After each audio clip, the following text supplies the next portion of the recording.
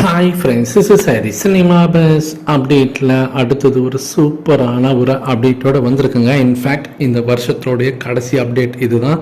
So நாளைக்கு new year, எல்லாருக்குமே advance happy new year வாழ்த்துக்கள். ஸோ அடுத்து வரக்கூடிய வருஷம் 2025 நம்ம தலைவருக்கு வேறு லெவலில் ஒரு வருஷமாக இருக்க போகுது. ஸோ ரஜினி சார் சினிமாவுக்கு வந்து 50 வருஷம் கம்ப்ளீட் பண்ண போகிறாரு.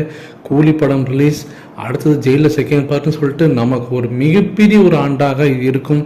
ஆஃப்டர் 2018 பார்த்தீங்கன்னாக்கா பேக் டு பேக் 2 படம் ரிலீஸ் ஆயிடுச்சு. அதாவது ஒரு பக்கம் காலா, இன்னும் 2.0. அதுக்கப்புறமேட்டா 2025 2 படம் ரிலீஸ் ஆகிறதுக்கு வாய்ப்புகள் நிறைய இருக்குது. அப்படி இல்லைனாலுமே கூட கூடி ஒரு மிகப்பெரிய ஒரு படமாக இருக்க போதுங்க.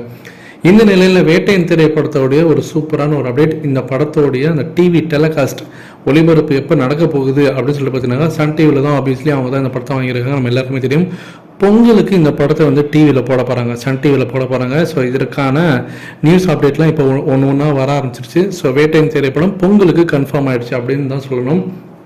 இன்னொன்று ஒரு பக்கம் கூலி படத்தோடைய அந்த ஃபஸ்ட்டு சிங்கிள் ட்ராக், அந்த ஃபஸ்ட்டு ஒரு சின்ன கிளிப்ஸ் மாரி விட்டுருந்தாங்க ரஜினி சாரோட பிறந்தநாளுக்கு.